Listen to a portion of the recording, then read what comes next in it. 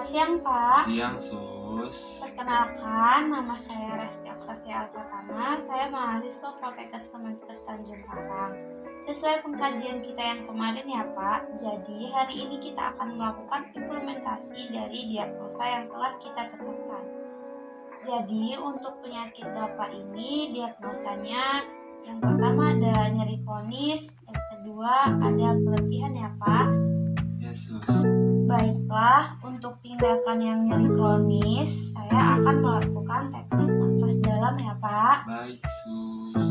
Nah, yang pertama, Bapak tarik nafas sampai dadanya mengembang, lalu tahan hingga hitungan ketiga ya, Pak ya. Habis itu dihembuskan pelan-pelan.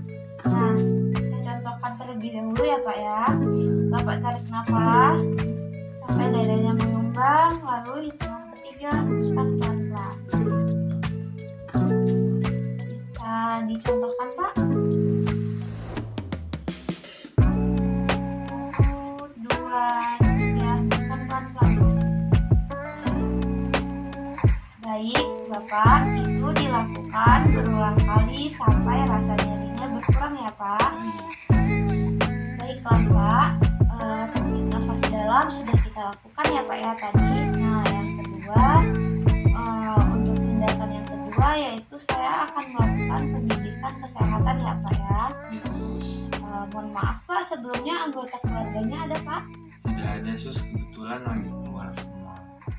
Oke, baiklah kalau begitu, Pak. Apakah Bapak sudah mengetahui apa itu tentang penyakit rematik? Belum, Sus. Nah, di sini saya akan melakukan pendidikan kesehatan tentang rematik ya, Pak ya. Ya, Sus. Baiklah, Pak, kalau begitu tadi kan Bapak belum tahu ya apa itu penyakit rematik. Betul. Nah, penyakit rematik itu adalah penyakit yang menyerang sendi atau otot yang sering digerakkan yang bersifat menahun atau kronis yang menyebabkan perubahan dari bentuk sendi. Nah, ada juga penyebabnya, Pak.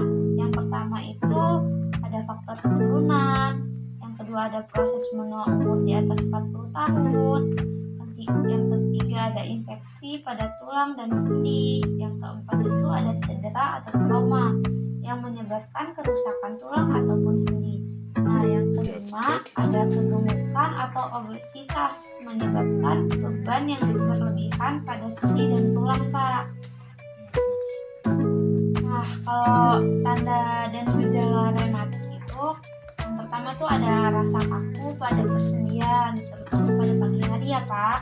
Yang kedua itu pembekakan pada daerah sekitar sendi yang meradang. Yang ketiga ada nyeri pada sendi kanan, nyeri bertambah saat beraktivitas dan sedikit berkurang saat beristirahat. Terus itu ada perubahan gaya berjalan akibat nyerinya ya, Pak. Nah, hal-hal yang harus dilakukan agar rematik tidak kambuh itu yang pertama Bapak harus melakukan aktivitas fisik seperti berjalan di pagi hari, Pak, menjaga berat badan, atur pola makan, terus itu berhenti merokok, mandi air hangat ya, Pak. Ya, Sus. Nah, kalau begitu baiklah, Pak, itu tadi pemaparan materi dari saya. Apakah Bapak mengerti? Mengerti, Sus. Apakah ada yang ingin ditanyakan, Pak? Tidak. Baiklah, Pak, kalau begitu saya permisi pamit ya, Pak. Oke, baiklah. Terima kasih, Sus. Sama-sama, Pak.